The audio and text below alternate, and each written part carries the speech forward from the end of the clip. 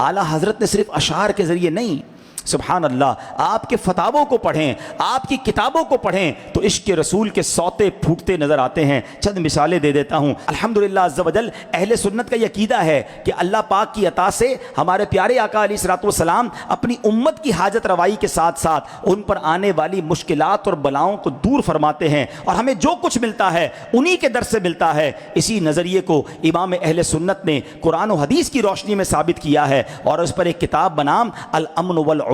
لناعت المصطفیٰ بدافع البلا تحریر فرمائی، جس میں 60 آیات اور 300 احادیث کریمہ کو بطور ثبوت پیش کیا گیا۔ قیامت کے دن شفاعت کبریٰ کا منصب سردار دو جہاں صلی اللہ تعالی علیہ وسلم کے خصائص میں سے ہے۔ جب تک میرے آقا شفاعت کا دروازہ نہیں کھولیں گے کوئی بھی شفاعت نہیں کر سکے گا، بلکہ جتنے بھی شفاعت کریں گے حضور علیہ الصلوۃ والسلام کے وسیلے سے ہی کریں گے۔ اس موضوع پر جب بریلی کے تاجدار نے قلم اٹھایا تو شفیع المذنبین صلی اللہ تعالی علیہ وسلم کے شفیع ہونے پر صرف چند صفوں میں 5 آیات اور 40 ایسی احادیث کریمہ جو عوام کے کانوں تک بہت کم پہنچی تھیں جمع کرتے ہوئے اسماء الاربعین فی شفاعت سید المحبوبین نامی رسالہ تحریر فرمایا۔ آگے چلیے، اللہ کریم نے ما کانا وما یکون، یعنی روز اول سے روز قیامت تک جو کچھ ہوا اور جو کچھ ہے اور جو کچھ ہونے والا ہے، ایک ایک ذرے کا تفصیلی علم اپنے حبیب اکرم صلی اللہ تعالی علیہ وسلم کو عطا فرمایا۔ امام اہل سنت نے اپنے شاندار شاہکار خالص الاعتقاد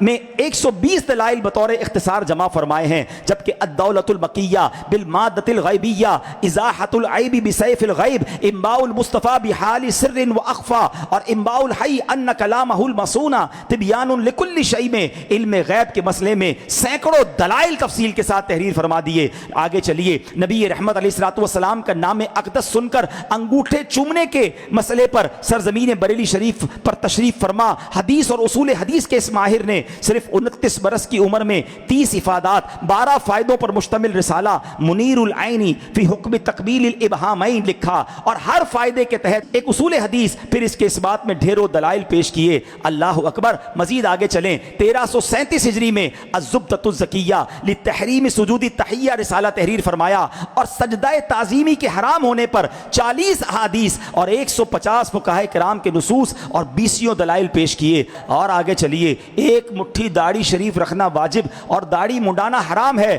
اس ضمن میں امر بالمعروف و نہی عن المنکر کے منصب پر متمکن اس عظیم مبلغ نے لمعۃ الضحیٰ فی اعفاء اللحیٰ رسالہ تحریر فرما کر 18 آیات 72 احادیث اور 60 علماء کرام کے اقوال پر مشتمل 150 دلائل سے نہ صرف ایک مٹھی داڑھی کا وجوب ثابت کیا، بلکہ داڑھی منڈانے کی وعیدوں اور سزاؤں کا بھی ذکر فرماتے ہوئے لوگوں کو اس ناجائز کام سے بچنے کی تنبیہ فرمائی۔ وادی رضا کی کوہ ہمالا رضا کا ہے، وادی رضا کی